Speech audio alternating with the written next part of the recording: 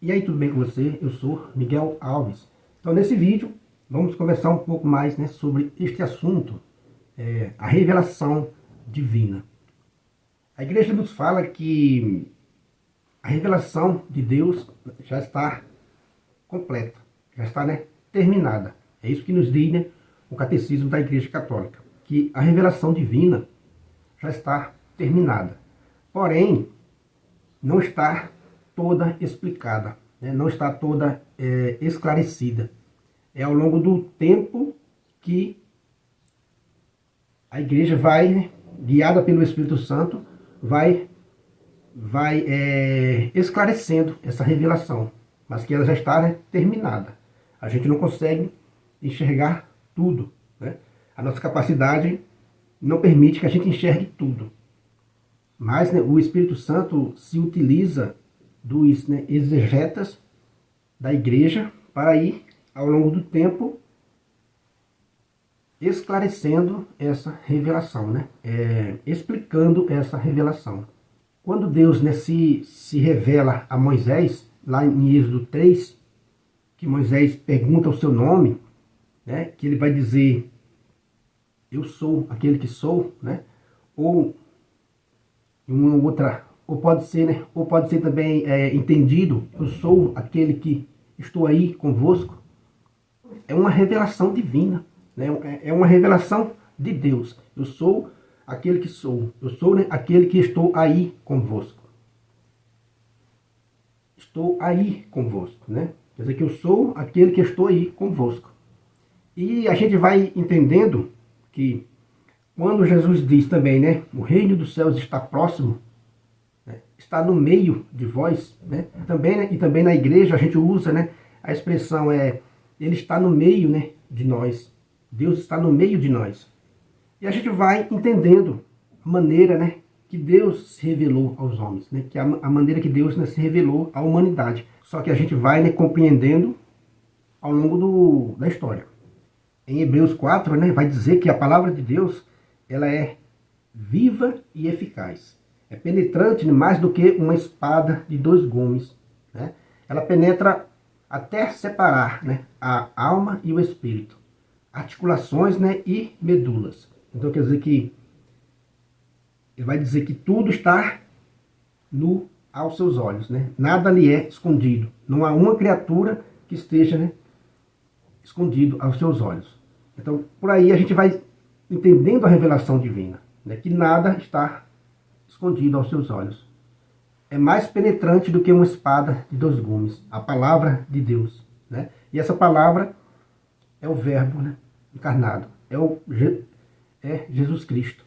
Quer dizer que nada está escondido aos seus olhos. A gente diz também a expressão de que ele é o centro do universo, que ele é o centro de tudo. É aquele Deus invisível. A gente canta no cântico, Deus invisível, mas real. Ele é o Deus invisível, porém real.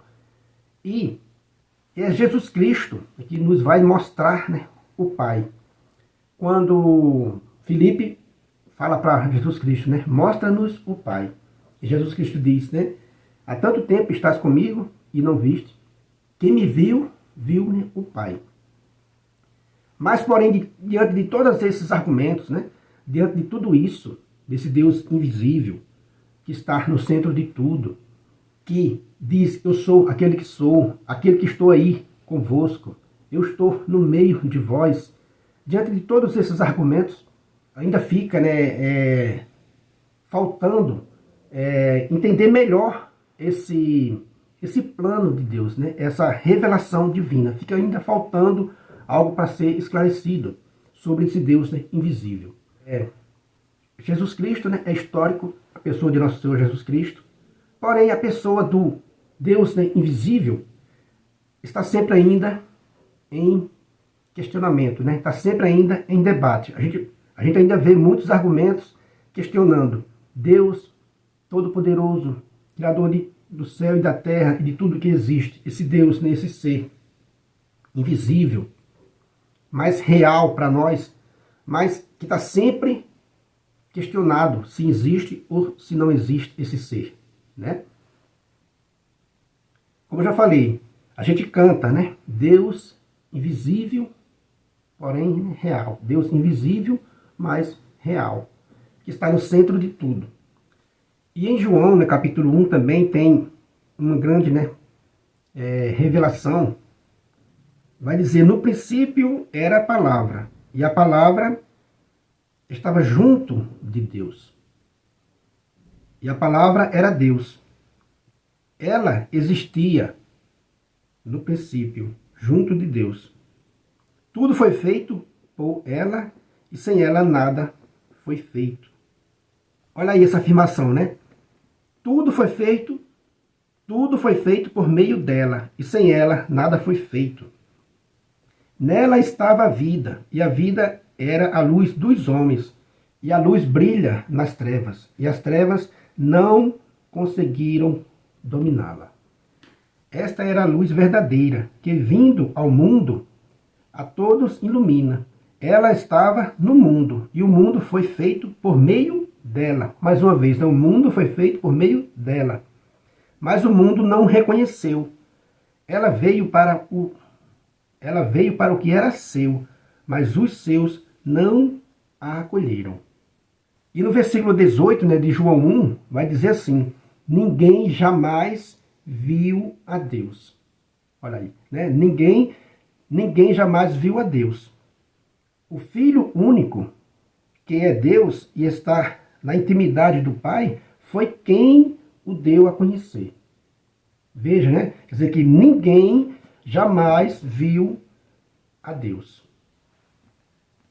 O Filho único, que é Deus e está na intimidade do Pai, foi quem o deu a conhecer. Então é Jesus Cristo quem nos revela o Pai, quem nos deu a conhecer o Pai, né? Foi quem o deu a conhecer.